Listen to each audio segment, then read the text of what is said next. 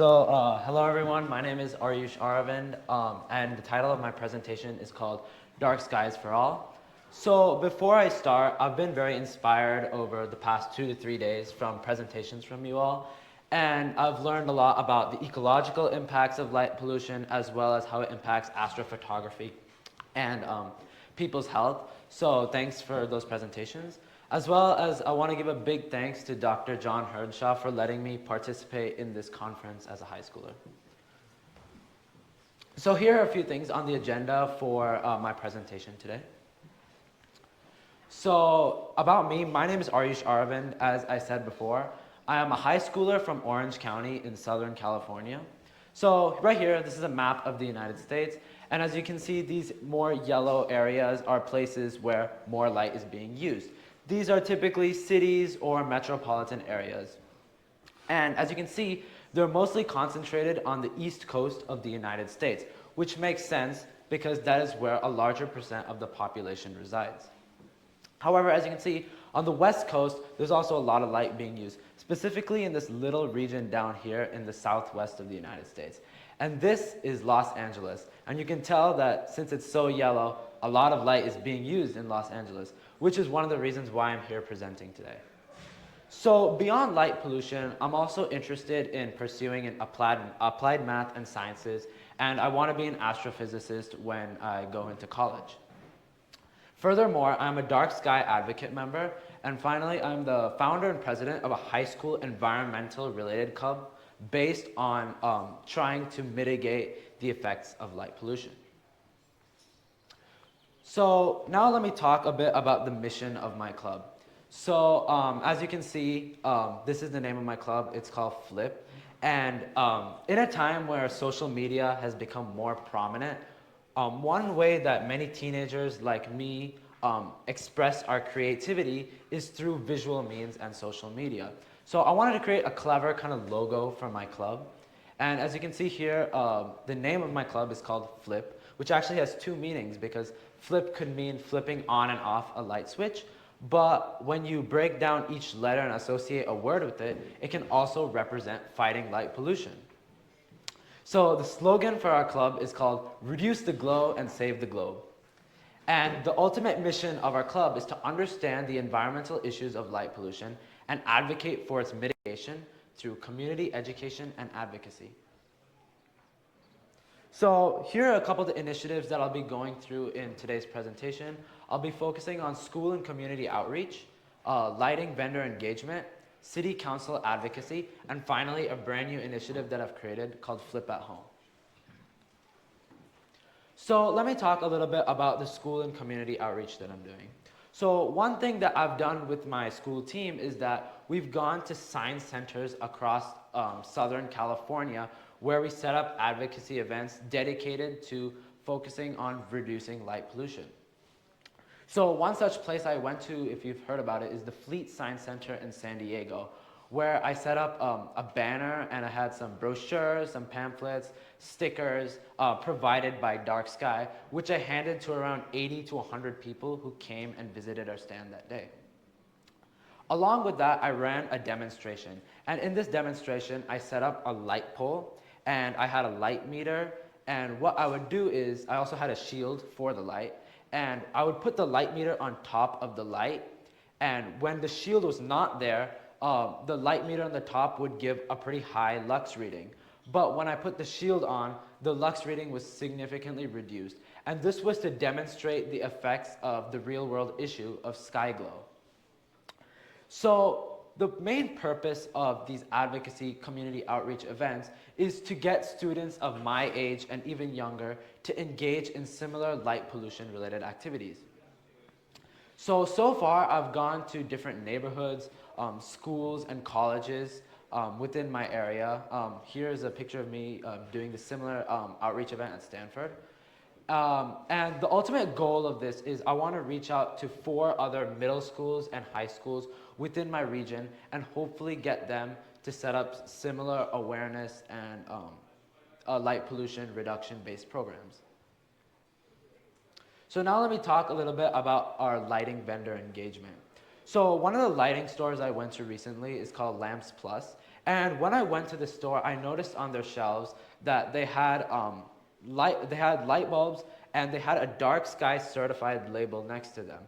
And this was very surprising to me because I didn't even know that a lot of these stores would have these dark sky certified labels.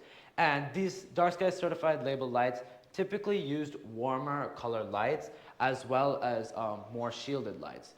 So when I saw this, this inspired me to um, think about maybe getting other stores within the area, so other potential light retailers to do similar things of selling dark sky related light bulbs. So my goal by the end of my school year is to get 5 new retailers to carry similar dark sky approved light bulbs. So now let me talk about my City Advocacy Council program that I'm doing with my club. So over the last 6 months, me and my team have collected data from our high school, from like neighborhood streets, at the park, and what we noticed is, so how we collected this data is we essentially used a light meter, and we saw the amount of lux was being produced by these lights. And what my team noticed was that during the night, there were specific areas where an excess amount of light was being used. For example, one of the places where more light was being used was in the school parking lot. And what I found so surprising is it's 10 p.m. at night and you go to school and there's literally nobody there, but yet all the lights are still completely on, which really kind of surprised me and was kind of upsetting to see, to be honest. So what my team is trying to do is we've compiled a report and we've also made a presentation. And our goal with this is to send it to the city council so that they can make just a small change in reducing light pollution within our city. So finally, I'm going to talk about our Flip at Home initiative. And this Flip at Home initiative, I want to start it with immediate community members, but soon expand it out to places within the region. So the goal of Flip at Home is not only to reduce the amount of light that we're using outdoors, but also to reduce the amount of light that we're using within our houses. So as a part of this initiative, one thing I'm going to do is I want to pass out brochures and pamphlets to houses in my neighborhood. And in these brochures and pamphlets, I want to advise more lighting friendly practices that these households can use. So here is kind of what the product design looks like that I've been working on, called Flip at Home. So as you can see in this image, this is kind of what a normal light switch would look like, not in every home, but in some houses. You would have an occupancy sensor at the bottom, which could tell how many people are in the room, as well as a light switch and a brightness slider. So basically how this would work is if there are people in the room, the light will turn on, and when there's no one in the room, the lights will turn off. But I wanted to further enhance this idea to reduce the amount of light being wasted by creating a light switch with a fully touchpad-based design. Along with this touchpad, I want to enable a camera and a light intensity sensor, and I'll explain what these do. So let's say you're in the kitchen and you're cutting vegetables. Tasks like that require more precision. So for those kinds of tasks, you would want to use more light. So in that case, the amount of light in the room will increase to adjust for your needs. But let's say you're just standing in the kitchen and you're not really doing anything, then the lights would decrease. So then you might be wondering, is it having a camera in every room like kind of an invasion of privacy? Well, these cameras, even though they'll take an input and they'll send it to a processor unit that is run by a Raspberry Pi Pico, and using Python programs, it will only take a look at the silhouette or the outline of the action being taken, as well as all the feed that is recorded by this camera will stay local to the light switch, meaning that it's not going to be sent to any cloud or anything like that. So additionally with this Flip at Home, I wanted to create an idea similar to a thermostat.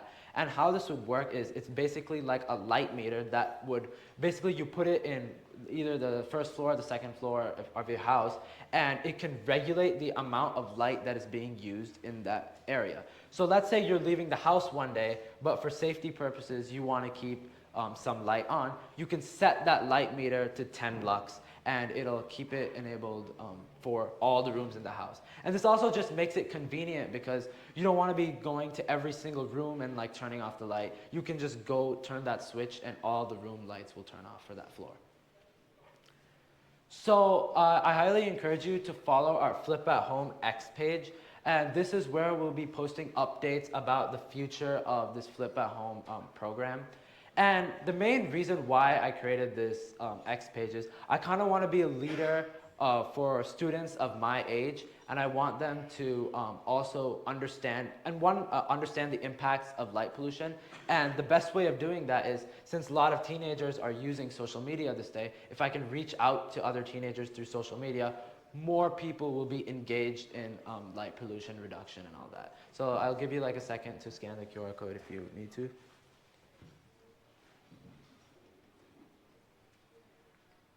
Anyway, that's the end of my presentation, so thank you for listening.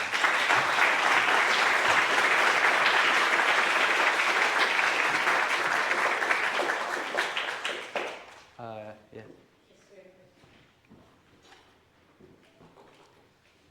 Excellent talk. Thank you for coming here. I'm impressed and admire your activism.